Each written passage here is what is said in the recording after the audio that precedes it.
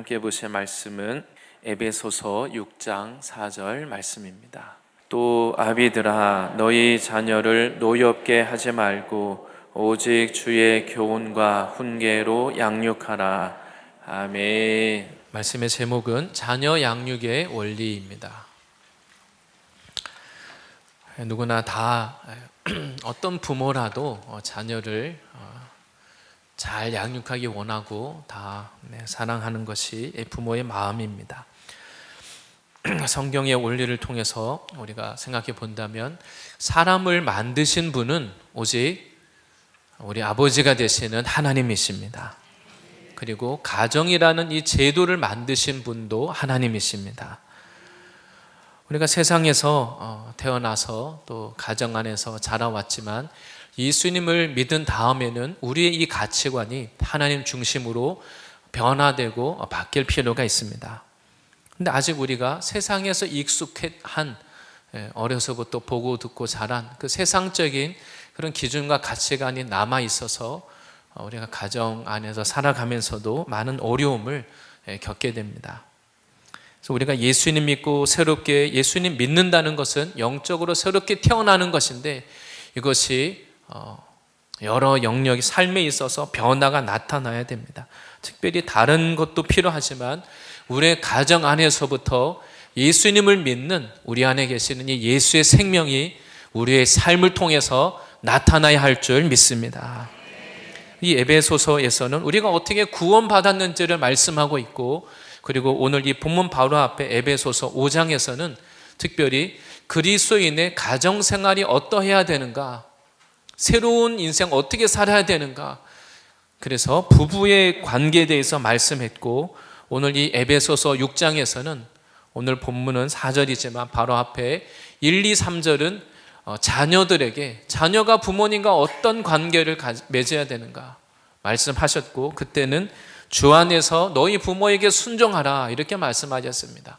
그리고 나서 오늘 본문에 부모들에게 자녀들과의 관계가 어떠해야 하는가 이것을 말씀하고 있습니다. 이것이 성경에서 새롭게 말씀하시는 이유는 우리가 세상적인 인본주의적인 가치관이 남아있기 때문입니다. 세상은 나의 인생에 대해서 나에 대해서 뭐라고 말합니까? 나는 나의 행복을 위해서 살아갑니다. 오늘날에는 결혼도 내가 원하면 나의 행복을 위해서 원하면 결혼을 할 수도 있고, 나의 행복을 위해서 싫으면 결혼을 안 할 수도 있고, 그것이 나의 선택의 문제라고 생각합니다. 그리고 결혼을 해서도 자녀를 낳을 것인가 말 것인가, 출산의 문제도 나의 선택이라고 생각합니다. 나의 행복을 위해서 낳을 수도 있고, 나의 행복을 위해서 원하지 않으면 안 낳을 수도 있고, 모든 것이 내 기준입니다. 그래서 나의 행복을 위해서는 얼마든지 결혼 관계를 깨뜨릴 수도 있다고 생각합니다. 그러나 하나님은 우리들에게 다르게 말씀하십니다. 우리가 예수님 믿고 살아갈 때 모든, 하나님을 믿든 안 믿든 사실은 동일한 것이죠. 모든 사람의 우리 인생의 목적은 나의 행복이 아니라 하나님을 기쁘시게 하는 것, 하나님을 예배하고 하나님 나라 사명을 위해서 살아가는 이것입니다. 그냥 사는 것이 아니라 다 의미와 목적이 있습니다. 우연히 있는 존재가 아니라 나의 삶을 향한, 나를 향한 하나님의 크고 놀라운 나의 존재의 의미, 가치, 목적이 있다는 것입니다. 그걸 모르니까 우리가 그냥 내가 원하는 대로 살려는 것이지, 우리가 예수님을 믿었다면 나의 인생에 이러한 목적과 가치가 전혀 달라져야 하는 것입니다. 우리는 자녀에 대해서도 우리가 하나님 중심적이지 않으면 내 자녀를 통해서 내가 못했던 것을 좀 이루어 보려고 합니다. 대리 만족을 느끼는 것이죠.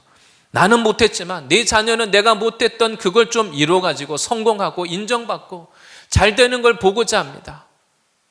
그러니까 자녀의 재능과 자녀의 소질, 하나님의 자녀를 향한 뜻이 아니라 좀 내가 못해본 것을 자녀가 해보는 걸 통해서 좀 대리 만족을 느끼려는 겁니다. 근데 자녀는 자녀의 인생이고 나는 나의 인생입니다.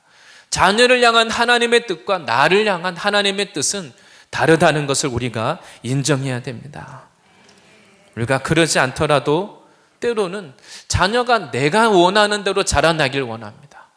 근데 내가 원하는 그것이 꼭 하나님의 뜻에 100% 맞지는 않는 것입니다. 그래서 자녀를 양육하면서 어렸을 때는 다 모든 부모님들이 아마 동일할 겁니다. 내 자녀가 다 신동, 천재 다 뭐든지 잘하는 것 같고 자녀를 향한 놀라운 그 큰 꿈이 있습니다. 근데 자녀가 커가면서 이제 다 깨어집니다. 다 내려놓게 됩니다.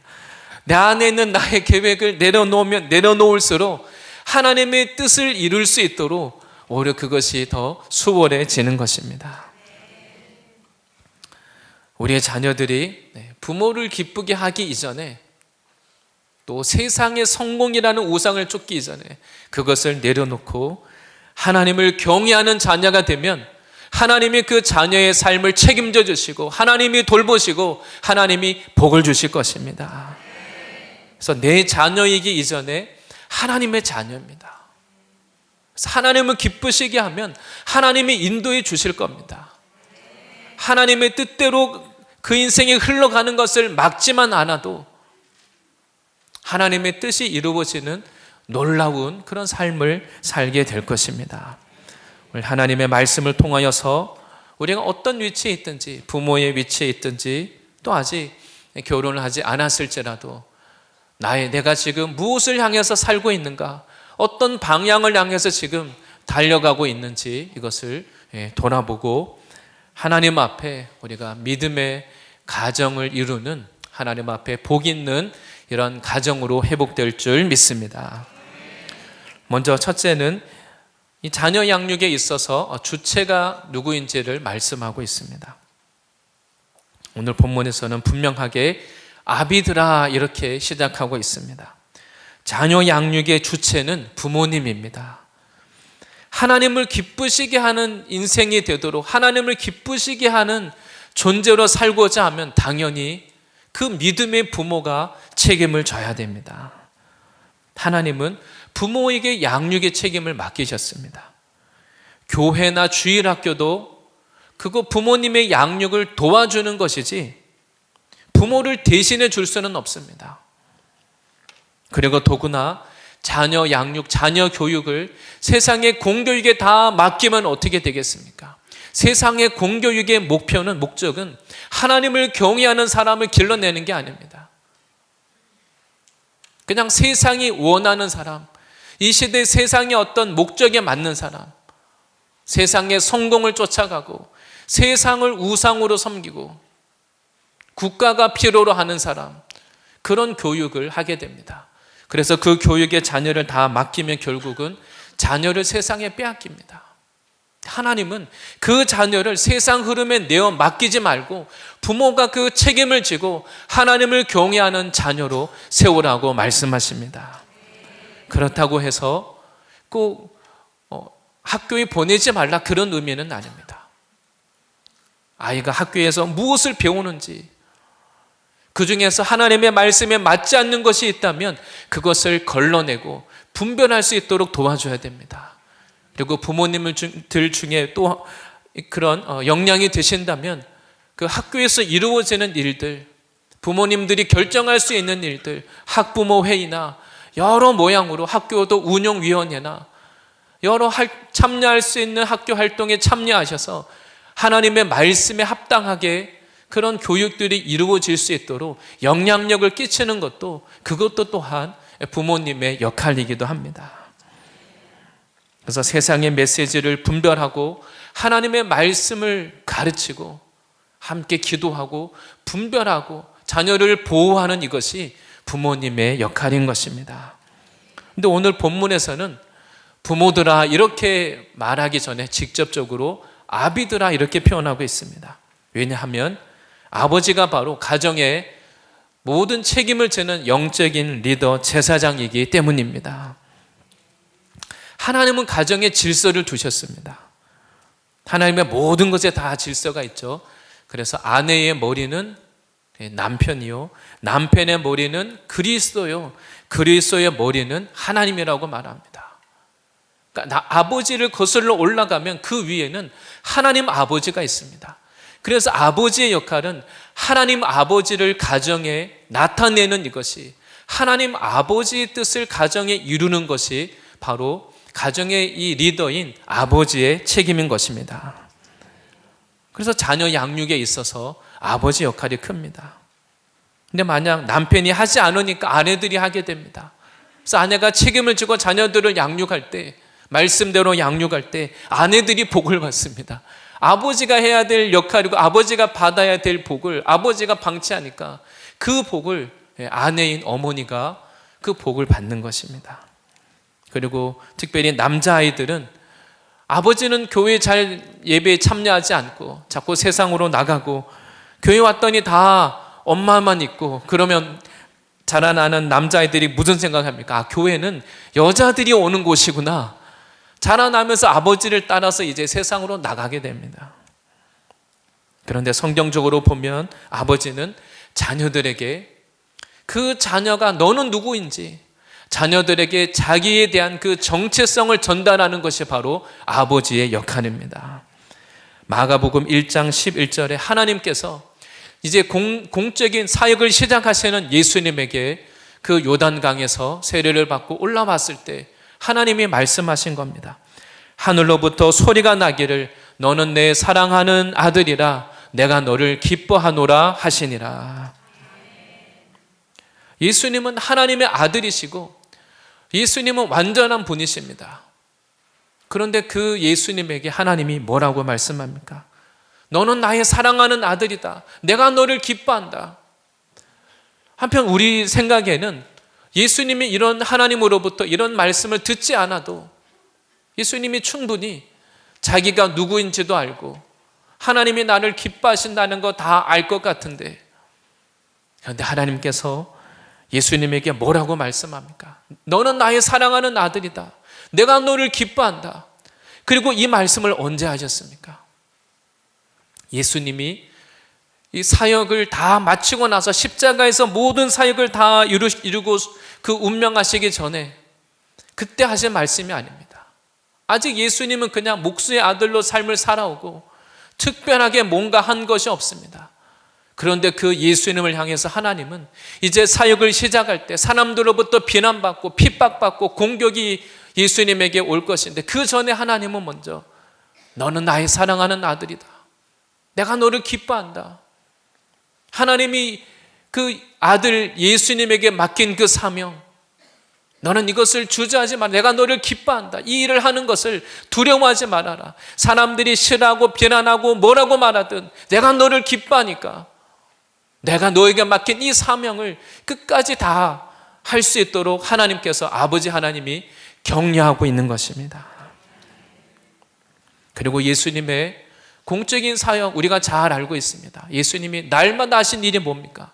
기도하는 겁니다. 우리는 기도라고 표현해서 그렇지 예수님 편에서 보면 예수님은 날마다 아버지와 교제하셨습니다. 예수님이 그 모든 사역을 감당하고 예수님이 사명을 감당할 수 있는 그 근본적인 힘이 어디서 옵니까? 예수님은 날마다 자기 아버지와 날마다 친밀하게 교제하셨습니다. 아버지와 친밀하게 교제하는 그 자녀들은 그 아버지의 사랑이 있기 때문에, 그 나의 정체성을 알고 나의 사명을 알기 때문에 세상에 어려움이 오고 힘들고 고난이 올 때 그래도 그것을 이겨낼 수가 있습니다.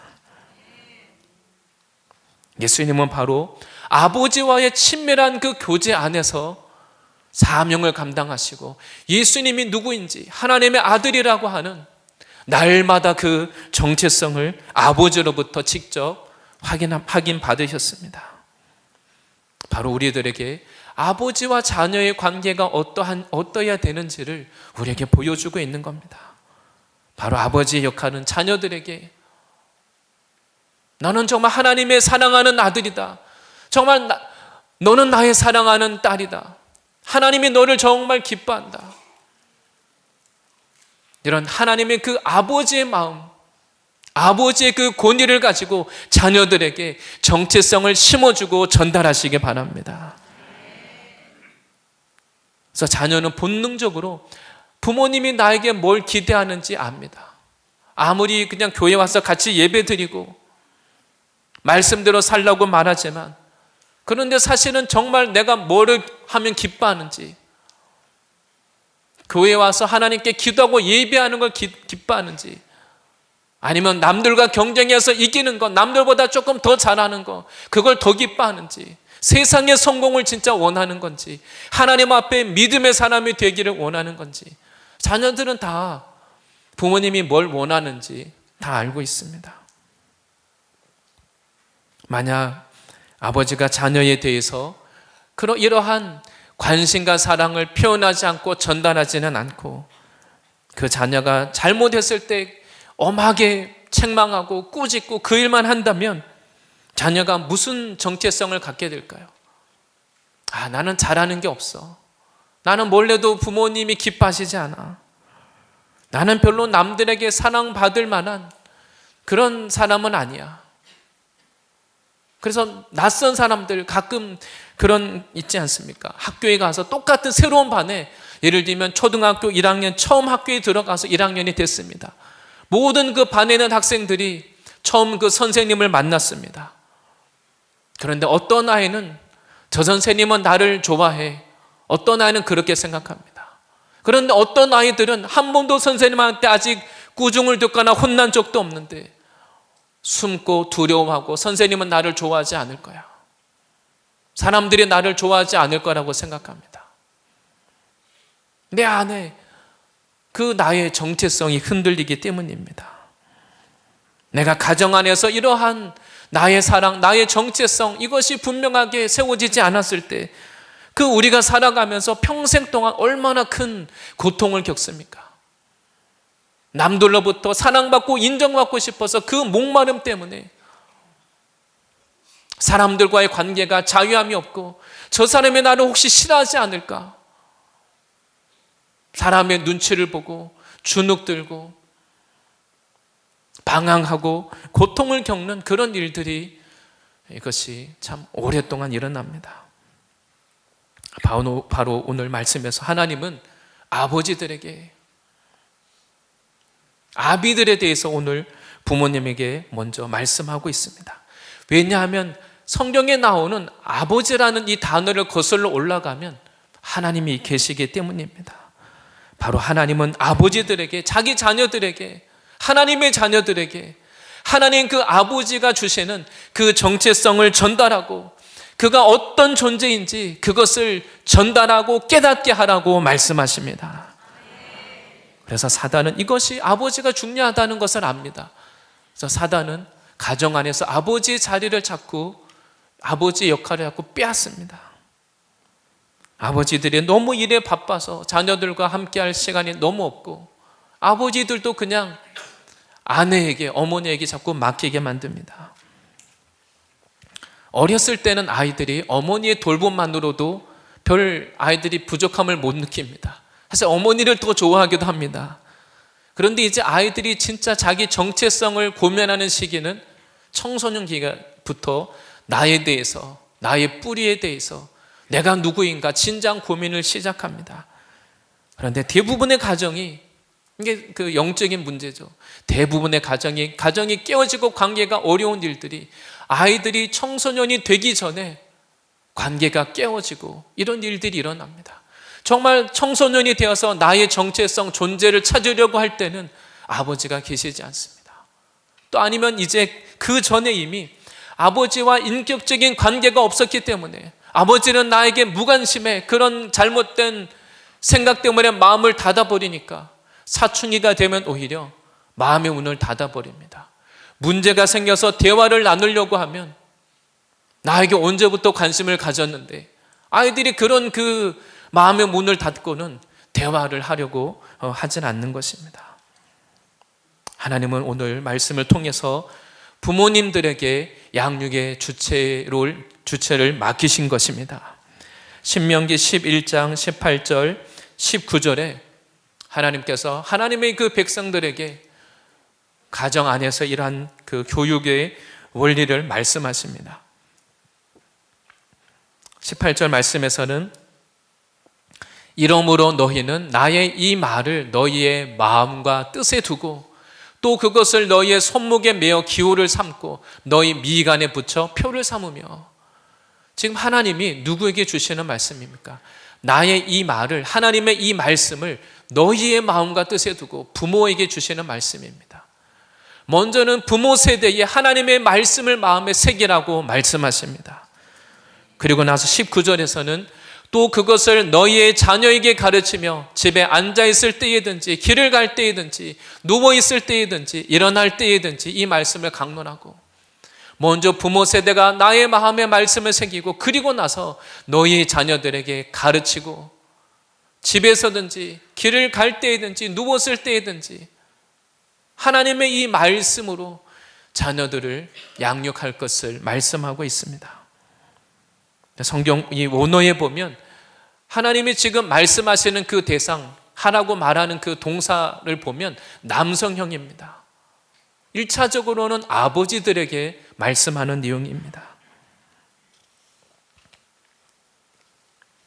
부모님이 먼저 하나님의 말씀을 마음에 새기고 하나님을 따라갈 때 부모님의 마음에 새겨진 그 말씀이 부모님의 그 삶을 통해서 자녀들의 그 마음에도 새겨지게 될 것입니다. 그래서 이 신앙은 부모와 자녀 세대가 함께 해야 됩니다. 함께 기도하고 함께 말씀도 있고 함께 삶을 통해서 소통하고, 가정 예배 때만 교육하는 것이 아니라, 그래서 예전에는 우리나라에도 밥상머리 교육이 있었습니다. 함께 식사하고 교제하면서 그런 시간이 있었습니다. 우리가 서로 함께 삶을 나누고 시간을 보내면서 자녀들에게 하나님의 이 말씀을 새겨질 수 있도록 돕는 것이 바로 부모의 책임인 줄 믿습니다. 단 두 번째는, 그렇다면 어떻게 이 자녀를 양육할 것인가? 양육 방법에 대해서 말씀합니다. 누구나 자녀를 다 바르고 잘 양육하기를 원합니다. 근데 방법이 다 각자 내가 생각하는 방법이 있다는 것입니다. 그런데 하나님은 내가 생각하는 방법으로 하면 문제가 생기기 때문에 양육 방법을 말씀하시면서 먼저는 노엽게 하지 말라, 이 말씀을 먼저 하십니다. 너희 자녀를 노엽게 하지 말라.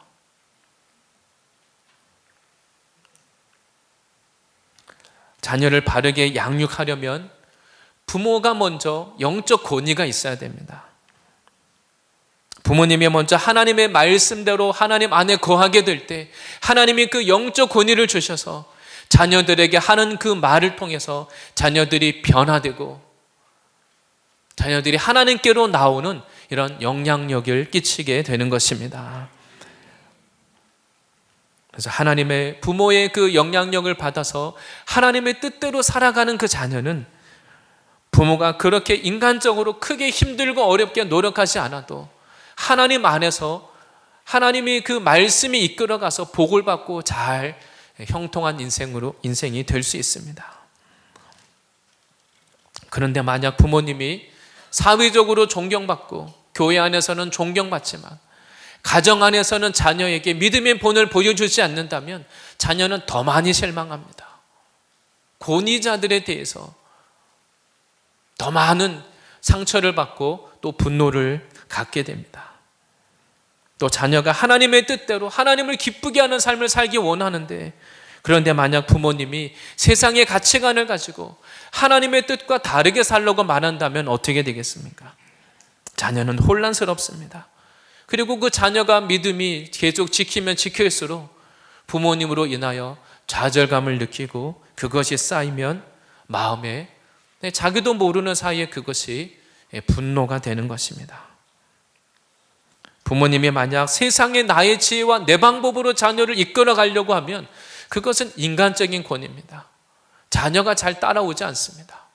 무섭게 하니까 따라오긴 하지만 그 마음에는 상처가 있고 분노가 쌓이는 것입니다. 그런데 부모님이 하나님의 말씀 안에 거하게 될 때 하나님이 영적 권위를 주셔서 자녀가 변화되는 것입니다.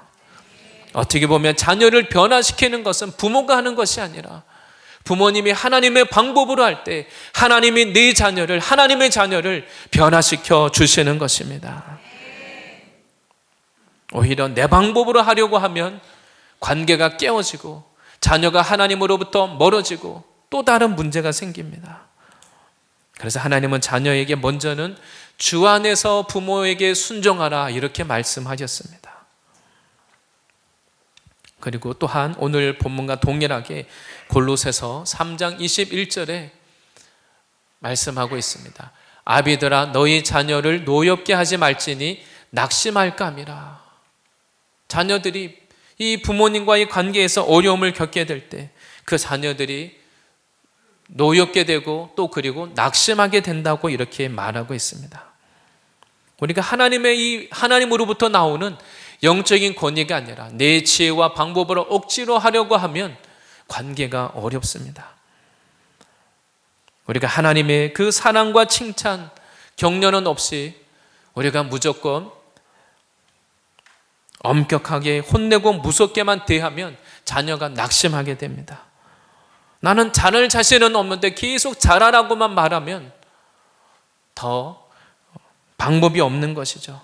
그리고 내가 얼마나 힘들고 어려운지를 부모님도 조차 이해해 주지 못할 때 자녀들은 그것 때문에 상처를 받고 어긋날 수도 있습니다.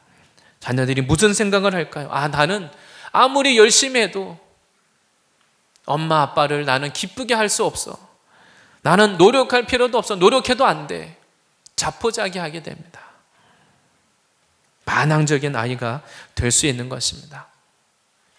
제게 3명의 딸이 있는데 아이를 양육하면서 깨달은 것이 있습니다. 첫째 아이가 한 대여섯 살 정도 되었을 무렵인 것 같습니다. 그 즈음에 제가 좀 굉장히 많이 바빴습니다. 그래서 아이가 잠잘 때 나가서 들어오면 또 자고 있습니다.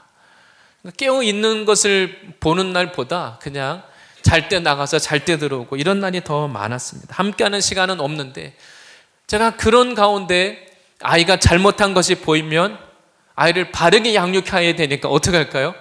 자꾸 혼내게 됩니다. 관심과 사랑 표현한 적은 없으면서 잘못한 것이 보이면 그냥 넘어가지 않습니다. 여러 모양으로 자꾸 혼내게 되고 그러다가 어느 날은 잘못한 것을 보고는 또 잘못했구나, 이제 매를 들어야 되겠다. 아이를 혼내려고 하는데 아이가 잘못을 인정하지 않습니다.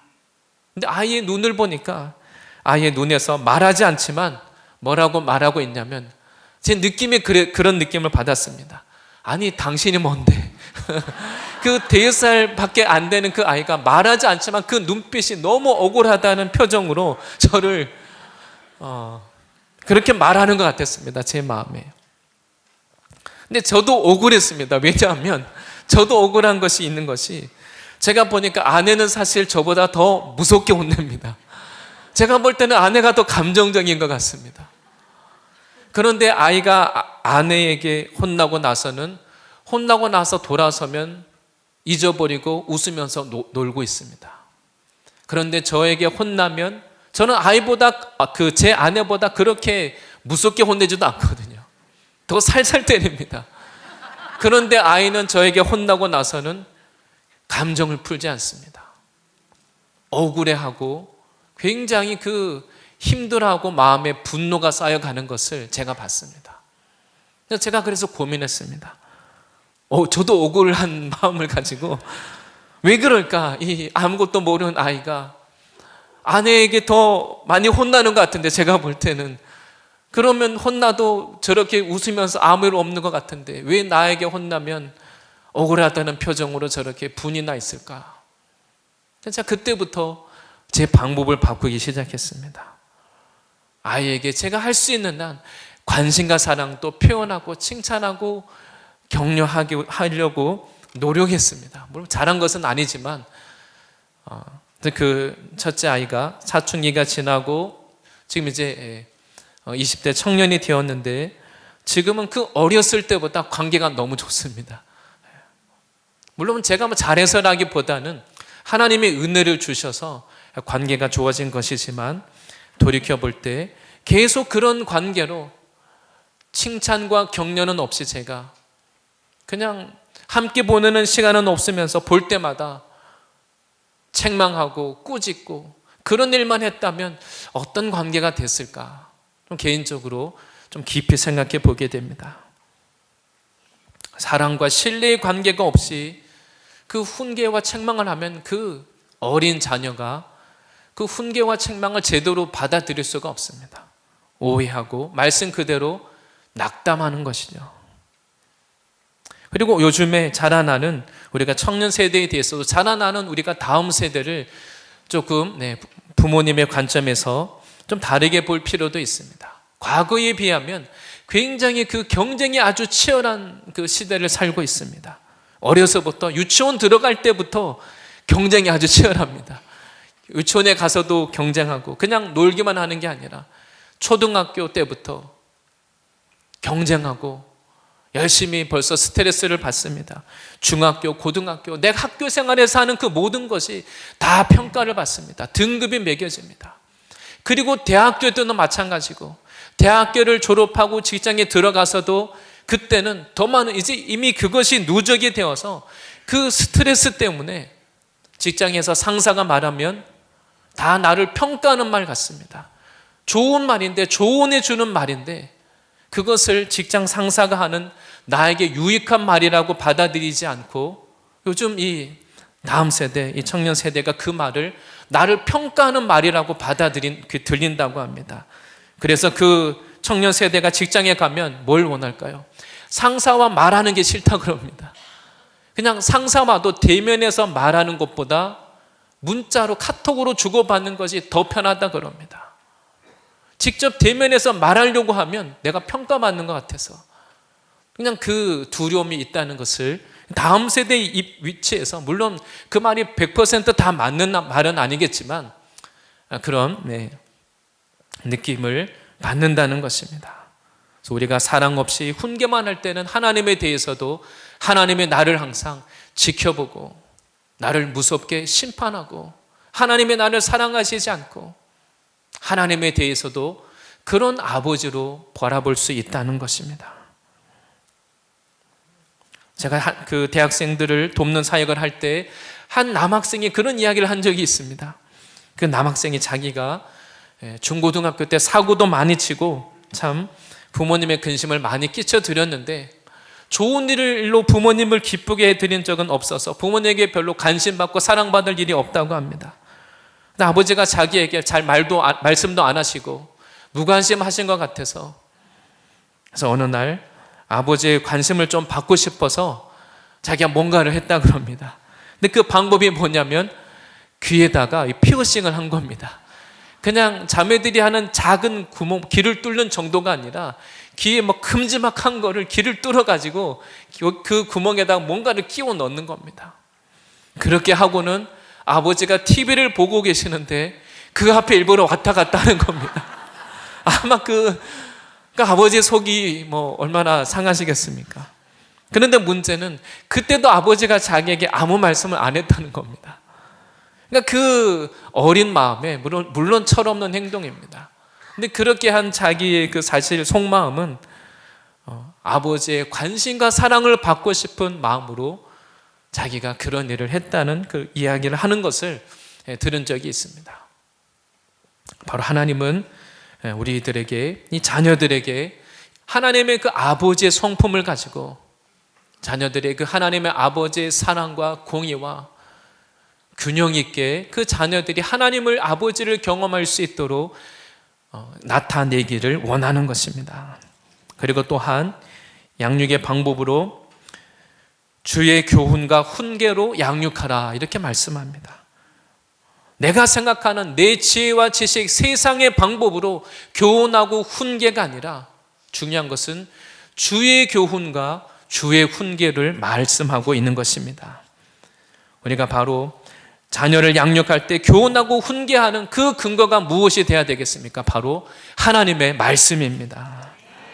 하나님의 말씀은 아주 일관성이 있고 체계적이 있고 그 말씀 안에 생명이 있고 능력이 있는 그런 말씀입니다.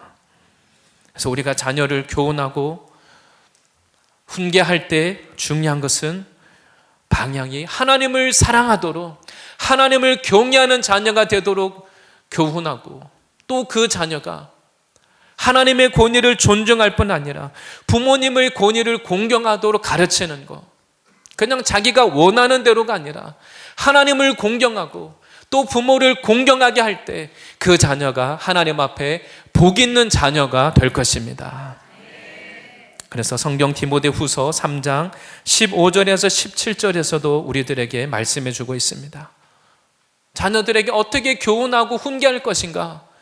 또 어려서부터 성령을 알았나니 성령은 능히 너로 하여금 그리스도 예수 안에 있는 믿음으로 말미암아 구원에 이르는 지혜가 있게 하느니라. 성경은 분명하게 말합니다. 어려서부터 성경을 알았나니. 우리 주일학교 어린 자녀들도 기도하면 하나님을 만나고 영적인 체험을 하고 말씀을 믿고 깨닫는 그런 역사들이 일어납니다. 그래서 하나님은 어려서부터 하나님의 이 말씀을 통하여서 자녀들이 하나님을 알도록, 부모님은 보이지 않을 그때에도 살아계신 하나님의 나를 보고 있다는 것을 믿고 하나님 앞에 살도록 구원에 이르는 지혜가 있게 하라고 말씀하십니다. 그리고 16절과 17절에는 모든 성경은 하나님의 감동으로 된 것으로 교훈과 책망과 바르게 함과 의로 교육하기에 유익하니. 부모가 이것을 강제로 하려고 하면 부작용이 일어납니다. 그런데 하나님의 말씀을 통해서 하면 아이들이 그 말씀을 통해서 영적인 그 체험을 하고, 말씀을 통해서 자기가 교훈을 받고, 말씀을 통해서 자기가 회개하고 책망을 받고, 어긋났다가도 하나님의 말씀을 통해서 바르게 돌아오고 하나님 앞에 의로운 길을 가는, 하나님이 기뻐하시는 삶을 사는 이런 역사가 일어나는 것입니다. 자녀가 원하는 대로 세상에 좋은 것을 다 주는 것보다 그 자녀에게, 그 자녀의 마음에 하나님의 말씀을 새겨주시고 하나님을 경외하는 자녀가 되도록 도와주시기를 바랍니다. 그러면 그 자녀가 하나님이 복을 주시고 하나님이 도와주시고 하나님이 붙잡아 주는 그런 삶이 됩니다. 그리고 그 자녀가 부모의 뜻과 달리 부모를 무시하고 자기 마음대로 하는 자녀가 아니라, 자녀가 우상이 되지 않고 부모에게 순종하고 부모의 권위를 존중하고 순종하는 자녀가 될 때 하나님이 그 자녀를 복을 주실 것입니다. 그리고 또한 교훈하고 훈계하라고 말합니다. 이 훈계하라는 것은 경고하고 또 책망하는 것을 말합니다. 그냥 말씀을 가르치고 교훈하는 것만이 아니라 잘못됐을 때 그것이 죄라는 것을 가르쳐줘서 회개할 수 있도록 도와주는 것입니다. 무조건 잘못했을 그때에도 무조건 용서해 주는 것, 용서가 그냥 방임하는 것은 용서가 아닙니다. 자기의 죄가 무엇인지를 깨닫고 죄에서 돌이키도록 도와주면서, 그것을 도와주면서 그것이 용서하는 것이지, 그냥 죄 가운데 버려두는 것은 용서가 아닙니다. 바로 훈계하라는 것은 죄에서 돌이킬 수 있도록 바로 잡아주는 것, 교정해 주는 것을 말합니다. 좋은 습관을 기르도록 도와주고, 그것이 안 될 때 아이가 아직 어리기 때문에 안 되고 있다면 반복해서 코칭하는 것처럼 잘할 수 있도록, 남들보다 더 느릴 수도 있습니다. 그냥 무조건 안 된다고 다그칠 것이 아니라 어떤 아이는 더 느린 아이들도 있습니다. 훈계하는 것은 무조건 잔소리하고 혼내는 게 아닙니다. 그것을 할 수 있도록 도와주는 것이지, 남들보다 더 느리다고 무조건 혼내고 잘못됐다고 하는 게 아니라 좋은 습관을 가질 수 있도록 도와주는 겁니다. 신앙에 있어서, 사람들과의 관계에 있어서, 물질과 또 사회성, 또 미디어와 여러 다양한 문제에 있어서 바른 것을 바르도록 잡아주는 것입니다. 훈계할 때 우리는 그 자녀들을 무조건 모욕하거나 감정을 무시하거나 그 인격을 무시해서 너무 큰 상처를 받도록 하는 것은 좋은 방법이 아닙니다. 왜냐하면 내 자녀이기 이전에 하나님의 자녀이기 때문입니다. 자녀를 교훈하고 훈계하는 것도 하나님의 방법으로 해야 됩니다. 하나님의 성품으로 하고 하나님의 말씀으로 하고 하나님의 방법으로 할 때 하나님께서 그 자녀를 붙잡으시고 바른 길을 갈 수 있도록 인도해 주실 것입니다. 마지막으로 우리가 이러한 자녀 양육을 한다고 할 때 궁극적으로 모든 이 양육의 목표가 무엇이겠습니까? 분명한 어떤 가정이 되어야 하고 어떤 자녀가 되어야 되겠다. 분명한 그 목표가 있어야 됩니다. 앞에서 미리 말씀드린 것처럼 우리의 존재의 목적은 하나님을 예배하고 하나님을 사랑하고 하나님의 사명을 감당하는 이것이 우리 인생의 목적입니다. 세상이 원하는 자녀이기 이전에, 세상에 성공하는 자녀이기 이전에, 세상에서는 인정받겠지만 그 자녀가 하나님 앞에 갔을 때 상급이 있고 하나님 앞에 칭찬받고 하나님 앞에 영광스러운, 하나님 나라에서 영광스러운 그 존재가 되도록 하는 것이 우리의 양육의 목표인 것입니다. 그래서 예수님 믿고 구원받고 하나님의 뜻에 순종하고 하나님의 사명을 위해서 살아가는 자녀라면 하나님이 그 인생을 책임져 주시고 돌보시고 높이시고 하나님께서 복을 더하여 주실 것입니다. 그런데 오늘 세상은 뭐라고 말합니까? 자녀들에게 종교를 가르치지 강요하지 말라고 말합니다. 그 자녀들을 부모가 신앙을 가르치지 않으면 어떻게 합니까? 그 자녀들에게 세상의 우상을 심어서 세상을 종교로 삼아서 세상의 뜻대로 살게 만듭니다. 세상에 그 자녀를 빼앗기는 겁니다. 자녀들에게 기도를 가르치지 못하게 하고 성경을 가르치지 못하게 하고 세상에 그 자녀를 빼앗기는 겁니다. 세상의 시스템으로 세상의 메시지를 심어서 결국은 하나님을 떠나게 만듭니다. 그러나 하나님은 이런 우리가 어느 시대를 살아가든지 하나님은 우리들에게 이 자녀를 부모에게 하나님의 뜻대로 양육할 책임을 맡겨주셨습니다. 하나님을 경외함으로 하나님의 말씀을 먼저 우리의 마음에 새기고 하나님의 말씀으로 살아갈 때 자녀가 그것을 보고 하나님을 경외하는 자녀로, 하나님을 사랑하는 자녀로 주님이 인도해 주실 것입니다. 우리가 단 이런 하나님의 말씀을 들을 때 때로는 그런 마음이 들기도 합니다. 이미 늦은 것은 아닌가 이런 생각을 할 수도 있습니다. 그러나 이런 하나님의 말씀을 들었을 때 과거에는 실패했을지라도 하나님의 이 말씀을 듣고 우리가 말씀에 반응해서 순종할 때 하나님께서 깨어진 관계를 회복시켜 주시고 예수님의 그 십자가의 사랑으로 우리가 할 수 없는 일을, 깨어진 관계를 다시 회복시켜 주시는 그런 일을 이루어 주실 줄 믿습니다. 특별히 이제 이번 주에는 어린이날도 있고 또 어버이날도 있습니다. 물론 여기 어린이는 없으시겠지만 어버이날을 통해서 특별히 부모님들에게는 가정 안에서 자녀들과 함께하는 그 시간이 있을 때 오늘 하나님의 이 말씀과 같이 자녀들에게, 그 자녀들을 향해서 너는 나의 사랑하는 아들이다. 너는 너는 나의 사랑하는 딸이다.